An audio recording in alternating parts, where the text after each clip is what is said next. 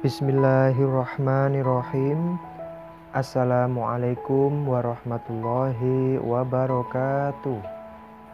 Halo anak-anak kelas 5 MIT Aroyhan Lawang. Selamat pagi. Bagaimana kabarnya hari ini? Semoga semuanya tetap sehat dan semangat belajar daring di rumah ya. Kali ini saya akan melanjutkan menjelaskan materi yang ada di buku tematik 5E subtema 2 muatan bahasa Indonesia dengan tema hubungan antar makhluk hidup dalam ekosistem. Nah, materi yang akan kita pelajari hari ini adalah yang pertama, mengembangkan ide pokok menjadi kalimat utama. Yang kedua, mengembangkan ide pokok menjadi paragraf non-fiksi. Nah, anak-anak sebelumnya sudah mempelajari bagaimana cara mendapatkan informasi penting yang ada di dalam teks. Kali ini kita akan belajar lagi, yaitu menentukan ide pokok dari setiap paragraf yang terdapat pada teks non-fiksi. Kira-kira anak-anak masih ingat apa artinya ide pokok? Ya, ide pokok teks adalah inti permasalahan dari suatu teks. Ide pokok berisi gagasan dasar mengenai suatu hal atau kejadian yang ingin disampaikan oleh pembuat teks. Ada beberapa nama lain dari ide pokok teks, diantaranya pikiran pokok, pikiran utama, atau gagasan pokok. Semua istilah tersebut sama dan merujuk pada inti permasalahan dari suatu teks yang disajikan. Ide pokok biasanya terdapat pada setiap paragraf dalam teks yang disajikan karena merupakan dasar dalam pembuatan teks. Setelah menentukan ide pokok, barulah kita membuat kalimat utama, kemudian dikembangkan menjadi sebuah paragraf yang utuh. Nah, berikut ini adalah hal-hal yang perlu diperhatikan untuk mengembangkan ide pokok. Yang pertama, membaca teks dengan seksama. Yang kedua, menentukan ide pokok dari teks yang dibaca. Yang ketiga, membuat kalimat baru dengan menggunakan bahasa sendiri. Maksudnya di sini adalah kita membuat sebuah kalimat dengan bahasa yang kita gunakan, tapi tetap berisi ide pokok yang ada di dalam teks. Yang keempat yaitu menggunakan diksi dan ejaan yang tepat. Diksi di sini maksudnya adalah pilihan kata yang tepat dan selaras dalam penggunaannya. Selanjutnya, ini adalah contoh penggalan paragraf yang akan kita tentukan kalimat utama dan ide pokoknya. Mari kita baca bersama-sama ya. Meskipun sering dianggap sebagai hewan pengganggu, belalang ternyata memiliki kandungan nutrisi yang baik bagi tubuh manusia. Menurut beberapa penelitian, dalam tubuh belalang terdapat berbagai jenis kandungan nutrisi seperti protein, vitamin, asam lemak esensial, dan mineral. Seekor belalang mengandung kurang lebih 20-40% protein serta 25-30% vitamin A dalam tubuhnya. Selain itu, pada kulit belalang juga terdapat zat kitosan seperti pada udang. Kemudian, nutrisi tersebut sangat bermanfaat bagi pertumbuhan dan perkembangan tubuh manusia. Nah, kita tentukan kalimat utamanya dulu ya. Di dalam teks itu kalimat utamanya adalah meskipun sering dianggap sebagai hewan pengganggu, belalang ternyata memiliki kandungan nutrisi yang baik bagi tubuh manusia. Nah, itu tadi kalimat utamanya. Kemudian bagaimana cara kita menentukan ide pokoknya?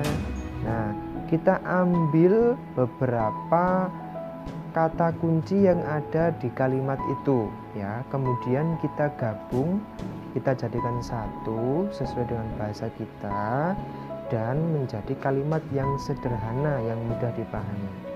Nah, ide pokoknya adalah belalang memiliki kandungan nutrisi yang cukup tinggi. Nah, itu tadi ide pokoknya. Nanti anak-anak setelah menyaksikan video ini, anak-anak silakan dibuka buku tematiknya halaman 37 5E. Kemudian silakan dibaca teks yang berjudul Rantai Makanan. Nah, di situ ada 3 paragraf ya. Kemudian anak-anak coba tentukan ide pokok masing-masing paragrafnya ya. Kalimatnya nggak perlu panjang-panjang ya. Ditentukan dulu kalimat utamanya, kemudian ditentukan ide pokoknya. Selanjutnya kita akan belajar mengembangkan ide pokok menjadi paragraf non-fiksi ya. Kira-kira apa yang dimaksud dengan paragraf? Paragraf adalah gabungan dari beberapa kalimat yang memiliki makna. Ya, itu pengertian paragraf. Kemudian bagaimana kita membuatnya? Yang pertama, penulisan paragraf ditandai dengan penulisan kalimat yang menjorok ke dalam. Nah, jadi menulis kalimat di awal paragraf itu penulisannya agak digeser ya, bukan di tepi ya, itu. Kemudian yang kedua, dalam satu paragraf umumnya terdiri dari 3 sampai 7 kalimat. Nah, jadi minimalnya 3, maksimalnya 7 kalimat. Yang ketiga, setiap kalimat dalam paragraf diawali dengan huruf besar dan diakhiri dengan tanda titik. Nah, itu ya. Jadi kalau menulis itu satu huruf yang di awal kalimat itu hurufnya besar. Kemudian jangan lupa diberi tanda titik. Baiklah anak-anak, selanjutnya kita belajar bagaimana cara menulis karangan non-fiksi. Nah, seperti yang kita ketahui bahwa karangan non-fiksi adalah karangan yang berisi informasi atau fakta-fakta yang sesuai dengan kenyataan dan sifatnya masuk akal bagi pembaca. Nah, kemudian langkah-langkah membuat karangan non-fiksi. Yang pertama, dapat dibentuk dari gambar penyajian. Yang kedua, membuat daftar kosakata yang penting. Yang ketiga, menuliskan ide-ide pokok setiap paragraf. Yang keempat, mengembangkan ide-ide pokok menjadi paragraf. Yang kelima, menyusun paragraf menjadi karangan non-fiksi. Nah, ini adalah contohnya anak-anak.